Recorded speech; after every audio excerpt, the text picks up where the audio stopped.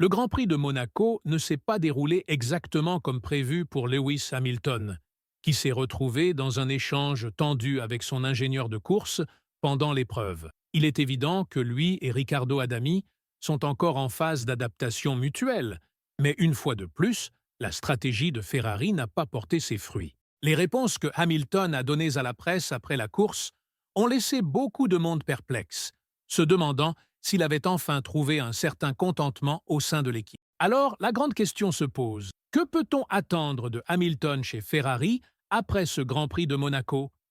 Et surtout, commence-t-il enfin à exprimer la frustration qui s'accumule depuis la première course de la saison? Il est clair que Lewis Hamilton a quitté le Grand Prix de Monaco en tant que pilote très mécontent.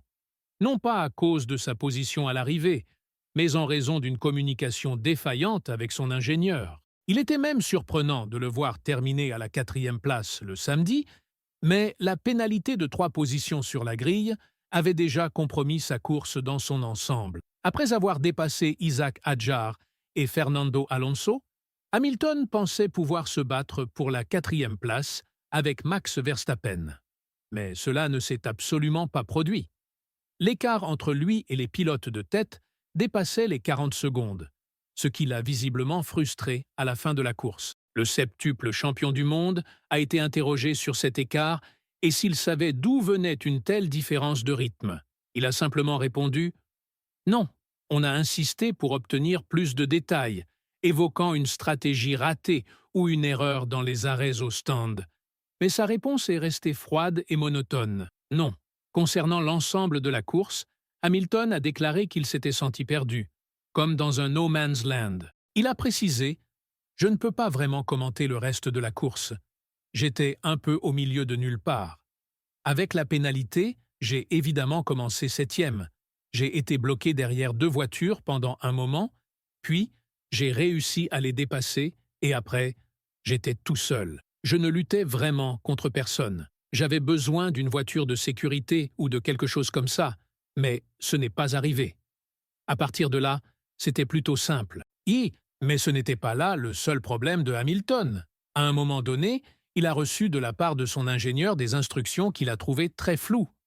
Riccardo Adami lui a dit « Pousse maintenant, c'est notre course ». Et Lewis n'a pas apprécié ce message, car il ne comprenait pas vraiment ce que cela signifiait. Avait-il une chance de dépasser Verstappen pour la 4e place?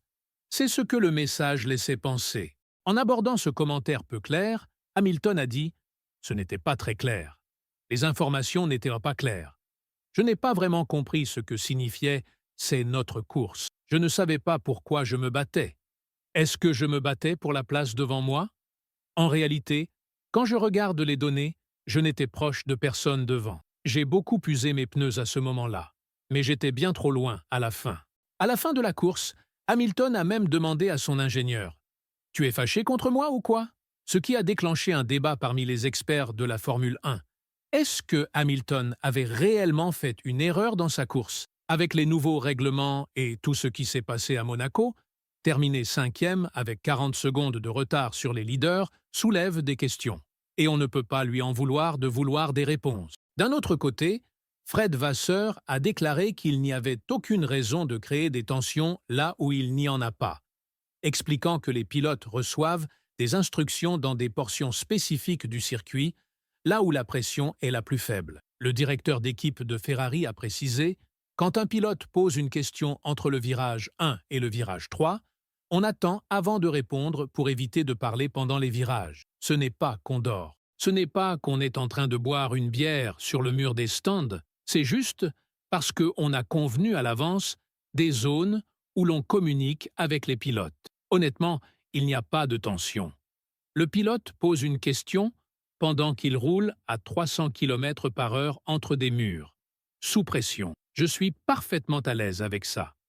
Quand j'ai parlé à Hamilton après la course, il n'était pas en colère. Malgré tout, la tension entre Hamilton et son ingénieur est palpable. C'est déjà la 2e fois après Miami que la situation dégénère plus que souhaité.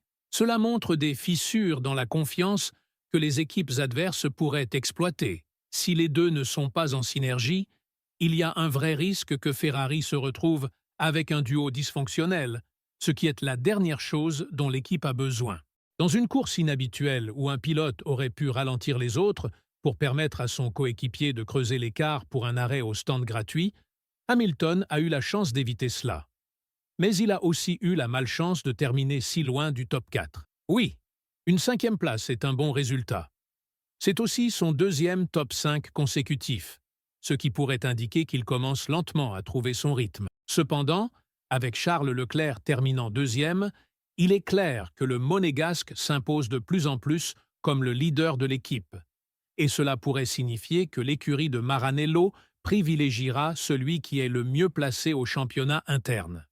Un week-end aussi frustrant que celui de Monaco peut vraiment ébranler la confiance d'un pilote, surtout avec des circuits plus traditionnels qui arrivent au calendrier. Actuellement, Hamilton est 6e au classement des pilotes, à seulement 16 points d'écart. Mais il y a un fait douloureux que les fans du Britannique de 40 ans ne peuvent pas ignorer. Il n'a encore remporté aucune course cette saison, avec seulement 2 podiums, tandis que George Russell a 20 points d'avance. Il faut se souvenir d'une déclaration importante de Ferrari avant le début de la saison. Nous pourrions être contraints de favoriser un pilote plutôt que l'autre si les choses vont dans ce sens. À l'origine, cela supposait qu'un des 2 pilotes ait une chance réelle au championnat. Mais ce n'est plus vraiment le cas. Il faut désormais attendre de voir ce que Barcelone apportera avec la nouvelle directive technique, et si cela pourra rééquilibrer les forces. La mauvaise nouvelle pour Hamilton, c'est qu'il est arrivé à Monaco avec beaucoup plus de confiance, alors que Leclerc disait que rien que d'atteindre la Q3 serait déjà une victoire. Il l'a dit après Imola. Et pourtant, Leclerc s'est montré très fort, à seulement un 10e de la pole position le samedi, tandis que le temps de Hamilton ne suffisait que pour la 4e place. À propos de sa performance du dimanche, Leclerc a déclaré « Je ne suis pas vraiment heureux, mais à la fin de la journée, nous avons perdu la course hier. Nous aurions dû mieux faire. Lando a mieux couru ce week-end et mérite la victoire. Pour ma part, j'ai réalisé un rêve d'enfance l'année dernière, pas cette fois. Mais en tenant compte de tout, ce résultat est bien au-dessus de nos attentes. Je pensais que ce serait déjà un défi d'entrer dans le top 10. Finalement, nous terminons 2e, très proche de la première place. Donc c'était un bon week-end dans l'ensemble, mais j'aurais aimé gagner. Et maintenant, que réserve l'avenir pour Ferrari? Après les bons résultats à Monaco, le point noir qui doit être résolu en priorité est sans aucun doute la communication entre Hamilton et son ingénieur de course. On ne peut pas avoir des disputes en pleine course et demander à la personne en qui on est censé avoir le plus confiance si elle est en colère contre vous. Et le silence total n'est pas une option non plus. Le minimum serait de transmettre un message clair comme « On en reparle au débrief. Bonne course ». Ce serait un signe que les choses fonctionnent normalement. Mais si Ferrari ne règle pas cela rapidement, nous pourrions assister à une confrontation sérieuse entre Hamilton et Adami. Avec le Grand Prix d'Espagne à Barcelone qui approche, Ferrari espère retrouver sa place parmi les 3 meilleures équipes et défier plus régulièrement Red Bull et McLaren. Si la nouvelle directive technique parvient réellement à ralentir la MCL 39 et la RB 21 autant qu'espéré, alors Ferrari sera assurément une force à ne pas sous-estimer. Mais qui mènera l'attaque? La relation dysfonctionnelle entre Hamilton et ses ingénieurs suggère que Leclerc pourrait bien prendre le relais dans les moments décisifs. Et si cela se produit, soyez sûr que Hamilton ne l'acceptera pas facilement. S'il parvient à trouver un peu plus de rythme avec la voiture, nous pourrions assister à une série d'événements extraordinaires. Et vous, que pensez-vous des communications radio entre Hamilton et Adami? Pensez-vous que cela pourrait devenir un problème plus sérieux pour l'équipe? Dites-le nous dans les commentaires et cliquez sur la vidéo qui s'affiche maintenant à l'écran.